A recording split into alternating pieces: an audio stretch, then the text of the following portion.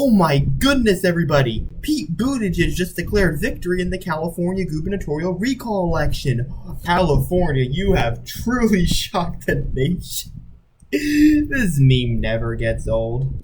Hey comrades, it's Alex here, back with another discussion video. So, by the time you're seeing this, it is September 14th, 2021. It is the day of the California gubernatorial recall election. Governor Gavin Newsom is gonna find out if he's gonna keep his job or if he's gonna be forced out of his term early. Now, what is a recall election, you might ask? Well, here's a good explanation from my friend Fernando over at the YouTube channel E Pluribus Unum. A recall is when a group of people in a state who have problems with a certain elected official circulate a petition to get a motion on their ballot to remove an elected official from office before the next election is scheduled to happen, while simultaneously holding an election to elect the replacement for that official. It was one of the many reforms brought up during the Progressive era, as it was seen as a way to be more democratic, because now, when there's an elected official who is incredibly crappy at their job, the people of the state don't have to be like, well, we gotta wait like 4 more years before we can remove them. They can just go, oh no wait, let's remove him now. It's currently not on the federal level, only statewide, so the highest ranking officials that have been recalled have been governors, and even then, it's really only happened twice. Thank you, Fernando, for letting me use that footage right there from your video. And yeah, so as he mentioned, this is a effort where a recall election is this process in which voters in a certain state can petition to hold a recall election to force the governor or elected official they don't like out of office. And in American history, only 2 governors have ever been recalled. Lynn Frazier of North Dakota in 1921 and Gray Davis of California in 2003. Now, Scott Walker of Wisconsin also faced a recall election in 2012, but survived. Now Newsom, he is the 4th governor to face a recall election, and also, interestingly, 2nd in California alone. And the reason for this can be attributed to the fact that only a fraction of California voters need their signatures to get on the ballot. Now, I think the number is like 12% of California voters that need to sign the petition to get the recall election on the ballot. That is a pretty low number, especially when given just how many people are in California. I mean, for God's sake, it's like a higher population than Canada. So that is a pretty low threshold. And the way recall elections are structured in California are incredibly flawed. I mean, the way it's structured is 2 questions. 1, should the governor in question be recalled or removed from office? 2, if so, who should replace him? Now, there's a common misconception that if you vote no, he should not be recalled, then that automatically means you cannot vote on the second question. That is not true. If you vote no on the recall, you can still vote for a replacement candidate. It's good to have that insurance option just in case yes wins. But the reason this is problematic is because with the way that the second question works, somebody only needs a plurality to win. So there are like 46, I think, candidates running. So it's possible that on the yes or no, should Newsom be recalled, it's like 51-49 in favor of recalling Newsom. So that means 49% of voters wanted to keep Newsom, but somebody wins the recall election with 27% of the vote. So even though 49% of voters wanted Newsom to remain in office and 27% wanted the top candidate in the second question, the 27% candidate wins out over the 49% candidate. So it's incredibly flawed the way that the ballot is structured. And I think a lot of people will agree on that. Well, unless you're supporting the candidate who... Well, don't worry, we'll get to that in a minute. But the reason I wanted to make this video is to just talk about why this election is happening, what its implications are, and is the recall process a good one to begin with? So, first things first, why is this happening? Well, again, because of the comparatively, like when compared to the California population, low threshold there is to get a recall election on the ballot, the Republicans Party in California was able to get this thing on the ballot. And what inspired them to start the effort was their frustration with Newsom's COVID-related measures. And this really picked up, like, when he was photographed maskless with a bunch of people, when he was encouraging Californians to stay home and mask up when they go out. Now, he was sitting at a table, but that still, the optics were horrendous on that. So that really bolstered the recall effort, and it is what eventually got it on the ballot.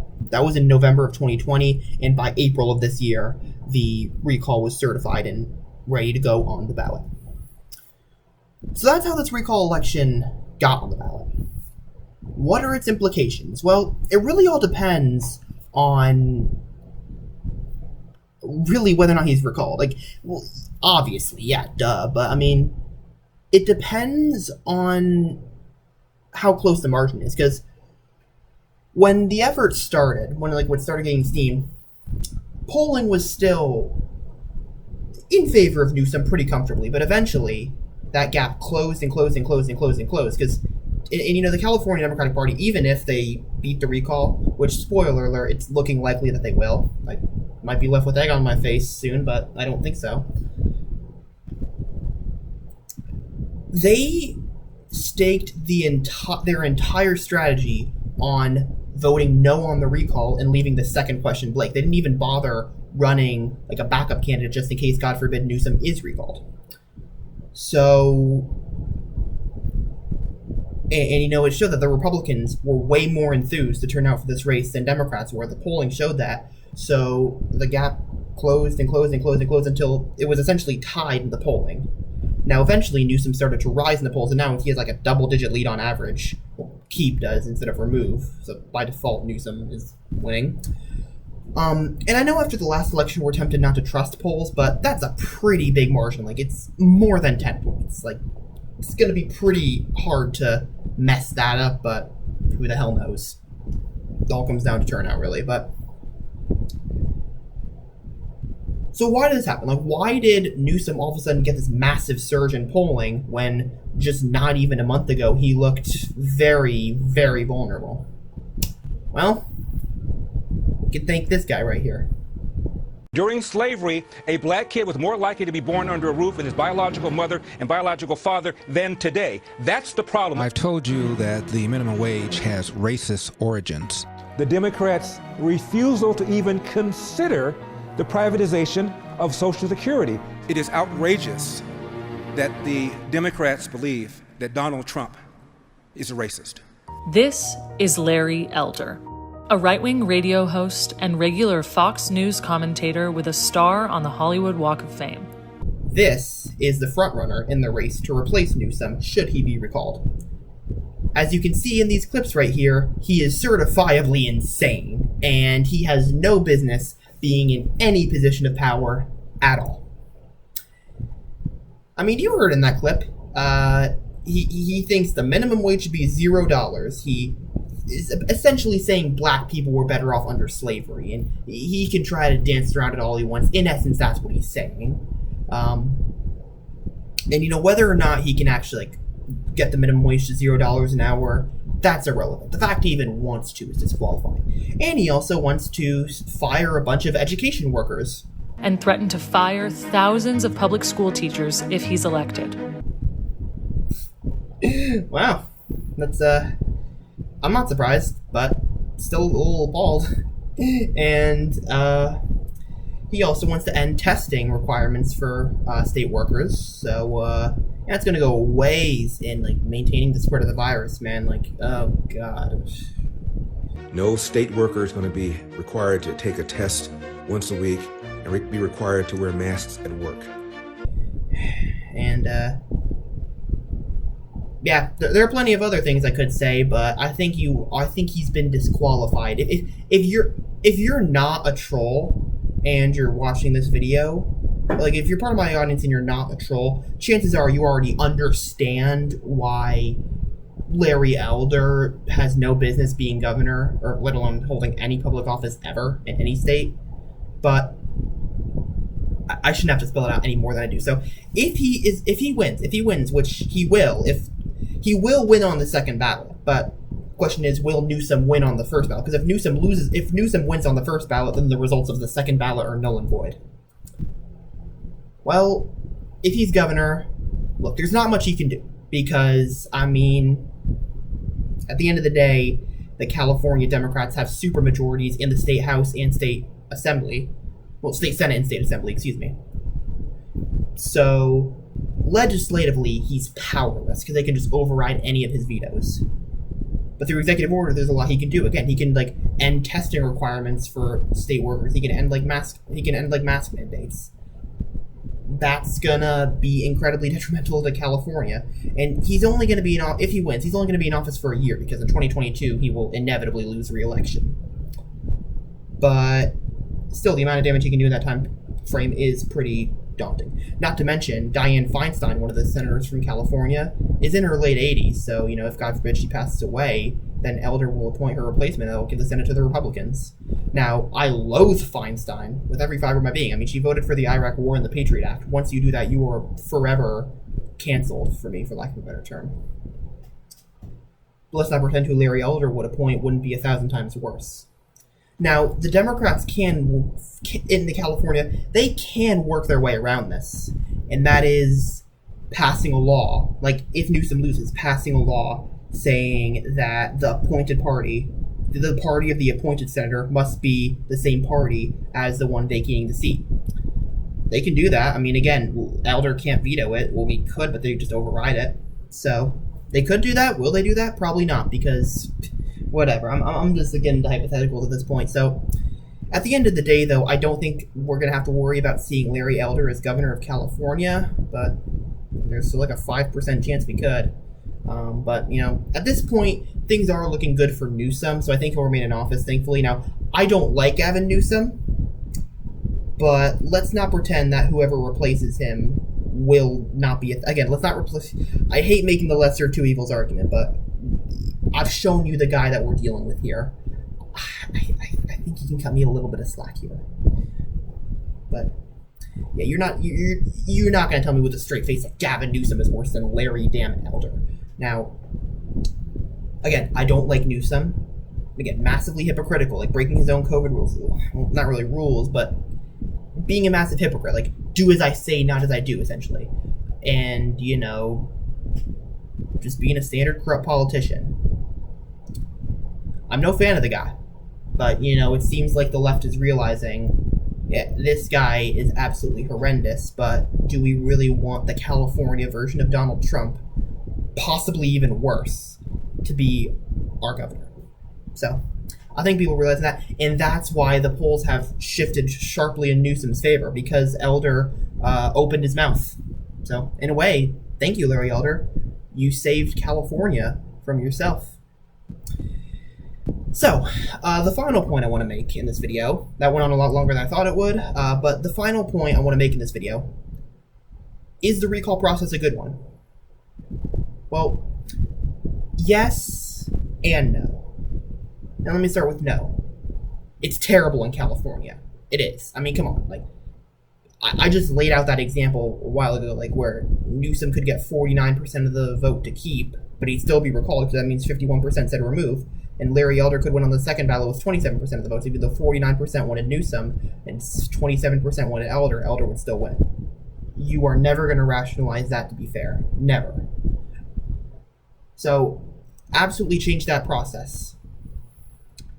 Having said that, I'm not against recall elections if done right, in which case you do it like a normal election. You have a primary, then you have a general. Or if you're going to do like a free-for-all, do something like ranked choice voting or something, or like some electoral reform so that you make it so that the candidate will get a majority. Or at the very least, a strong plurality, like high 40s.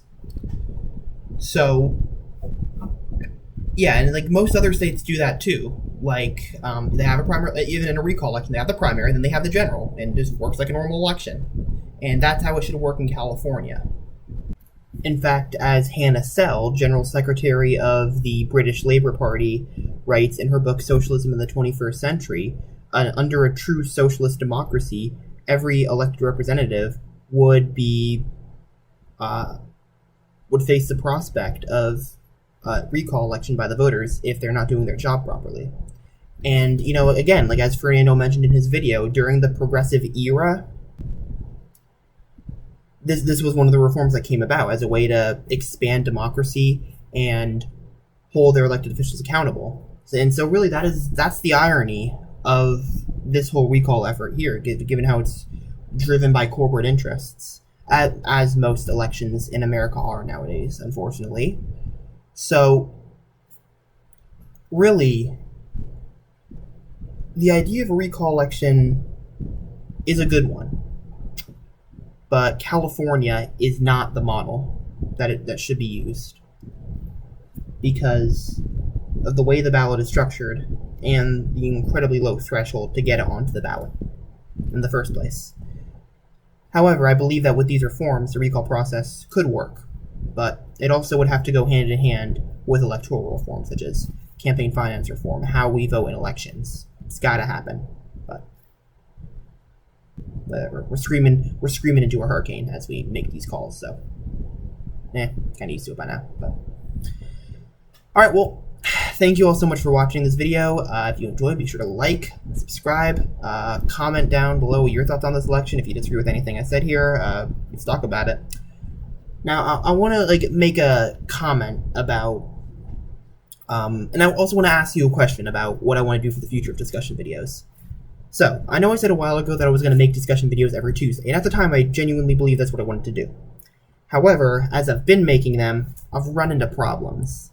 I think the most glaring problem is that these are longer normally than a lot of my video essays, and that's because I don't know when the hell to shut up.